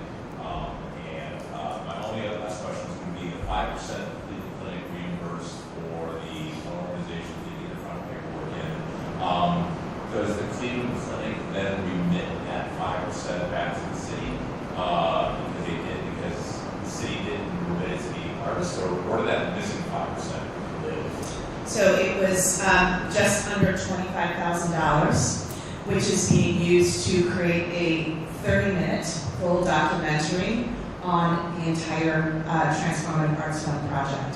So we will have something that can be shared back to the community for years to come that kind of marks the importance and iconic work that these artists did. Okay, so the funds are just Correct. Thank you, Chair. Councilman Marsh, Councilman Shaw. I'll keep it quick. Thank you for your time and thank you for all of the work that you've done to make our city beautiful. I remember at the budget hearings when we talked about how we can support arts, and I brought up the initiative, I think it was Iceland, that funds artists, right, through a living wage. To me, this is just further data that supports that we need more funding for the arts. It is absolutely critical. Too many people emphasize the economy. I don't care about money. Art is real, money is not. To me, this is just more like numbers that already show us what we feel on the streets, which beautifies our places and makes people want to stay. And we should be investing on the people that are already here, not trying to get people that don't live here. So thank you for your work and look forward to supporting further works. Thank you. Can I add a quick comment? I wanted to comment on what I got it outside for a second. I wanted to comment on what Vince has said. During the pandemic, arts and craft sales went up 200%. And I rest my case. Thank you, Councilman Shaw. Councilman Jones. Thank you, Mr. Chairman. I just want to, on the same line of questioning, well, not questioning, but just the same thought process as our council colleague, Mr. Shaw. Whenever you improve an area and an environment, it helps make a difference. And for me, it's really beautiful to see really great designs and art designs that have impact, that give people hope and inspire them. And sometimes, in some instances, change their thought patterns. Because a lot of times people are very angry, very upset about a whole lot of things. And one of the things that is always helpful is when you're in an environment that helps to make a powerful, profound impact on your state and condition. And there's a lot of people that we see that have mental health problems. And at any given moment, anybody can have a mental health problem. I've seen it, it's been shocked over and over again. So I just want to thank you for the work that you do. You did send Ms. Brown a lot of information, so I wasn't able to go through it all. But I do want to say it was thorough, and I do like the presenters who came here, and you guys were all prepared. went and I was impressed. So what I would like to find out though is I want to see all of these spaces. So in your presentation, because I was looking for it, I couldn't find all the locations. Do you have that in your presentation somewhere where I can go and take a look at all of what has been done? Through the chair to Councilman Jones, I would be happy to take you to visit the spaces with some of the artists. But yes, they are, the exact locations are not there, but I would be happy to also provide you with the addresses. That would be great, and then I can look and if I have you take me, that'd be just so nice. Then you could probably give me a better look or a real feel of the design, the artist, the purpose, and what. Now, some things I don't know, so you might have to help me out. So I certainly appreciate the work that you all do. And then now the final question, Mr. Chairman, because I know we got to get over to the other side of the hall, is did we finish all our projects? Through the chair to Councilman Jones, we did finish all 7 projects on time. Okay. All right. Well, that's it, Mr. Chairman. Thank you. If I could, Thank you. I just want to iterate that even though some projects have ended, they have life beyond that. So they continue to live. And that's really important. Thank you. Thank you all for the work that you do and that you continue to do for us and changing lives and having an impact in a positive and profound way. Thank you. Thank you, Councilman Jones. Anyone else? Questions for the Chair. Oh, Chairman, hello. Commission. Samuel. You know, I was listening to this guy who I used to gig with for decades, longer than I've been married, longer than the guy that's been around, Vince Robinson. And you know what,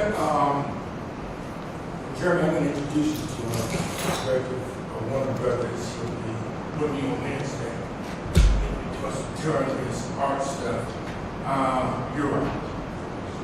When we invest into the arts, our children, they see it, cultivate to them, how can we not? How can we not when you have the Rock and Roll Hall of Fame that's right there in Cleveland? And when artists, and you know, when they come to Cleveland, we're embarrassed. Because they think about the Rock and Roll Hall of Fame, you know what they say? Man, how did you guys think about the Hall of Fame? Because we cultivated that talent. It came from us. But when you come to Cleveland, you don't see the arts. And we should invest in the arts in our budget. We should. And that will stimulate not only dollars, because when you go to Austin, Texas, when you go to these cities, Nashville, Atlanta, Georgia, they put money into their arts. And people want to come back again and again to visit. So if you put in, let's say you put 12 million, whatever it is, in the long run, you're going to get back to 200 million. You just don't see it because you're not in the arts paradigm. But if you're in that paradigm, like what we see across the table, you'll see how much money it generates into the economy. You guys, Jeremy, how much money you look at the arts in Cleveland and we put into the economy? Our last estimates to the chair. To the chair, one of our last estimates was over $8 million. That's profile. I saw Ms. Brown make sure she put that microphone in front of you.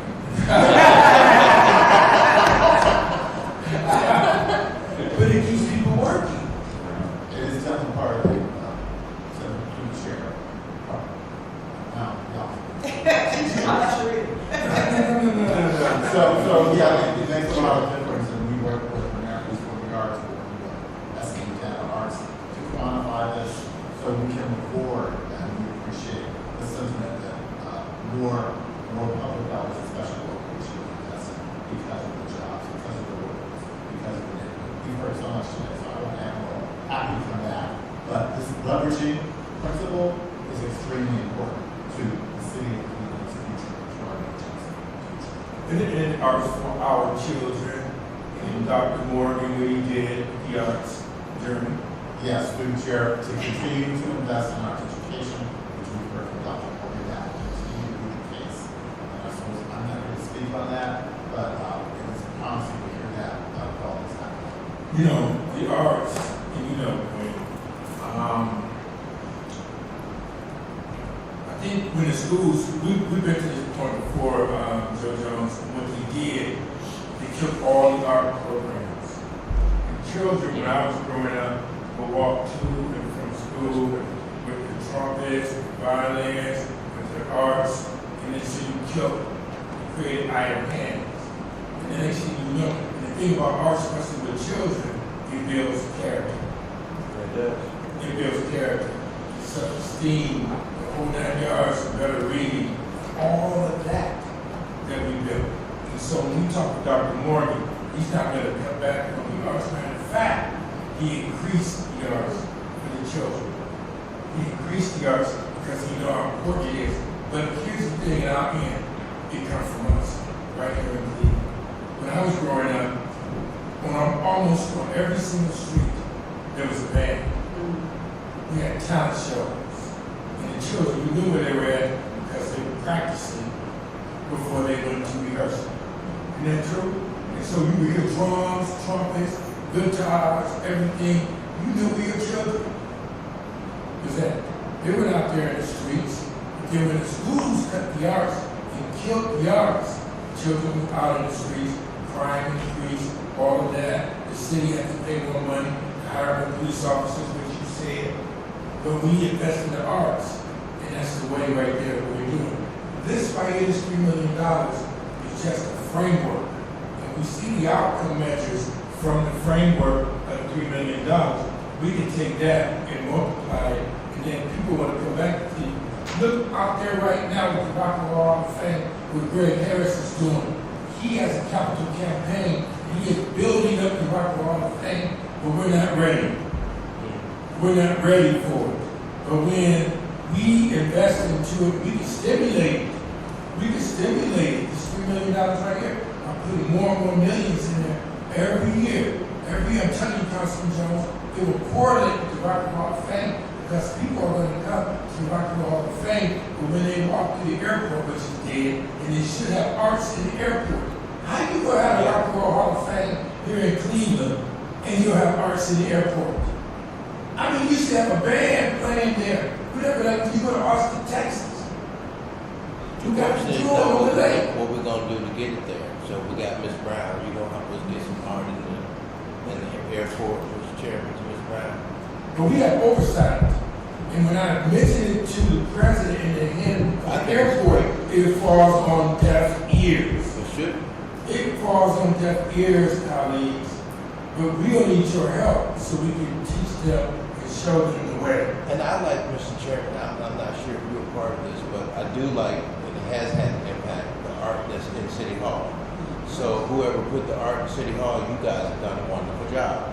It was the very first time I've seen that happen. I love it. Keep it going. I love the stuff that you have out there right now talking about the history of the Cleveland educational system. I lived it, and a lot of it, some of it I didn't even know. So thank you for the good work that you do, Ms. Brown.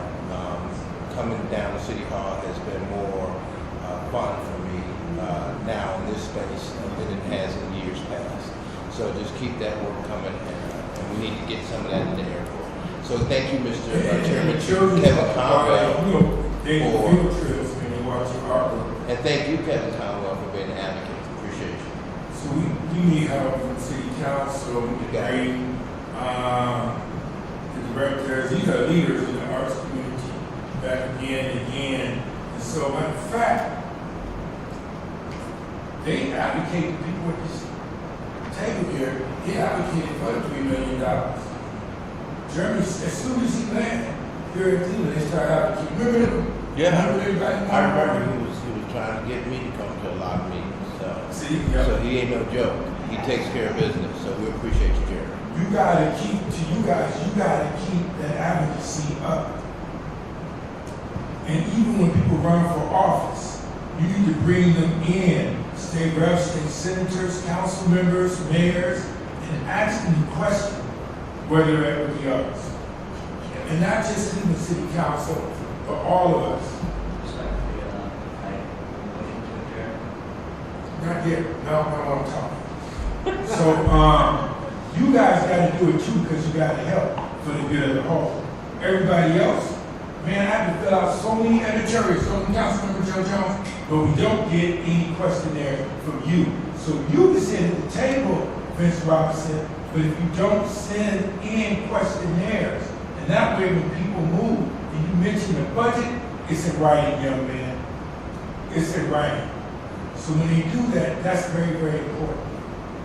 Through the chair, happy to follow through. Question. Sure. All right, with that, thank you for taking us home, Chairman Conwell. This meeting of the HSA Committee is adjourned. Thank you for your time. Thank you.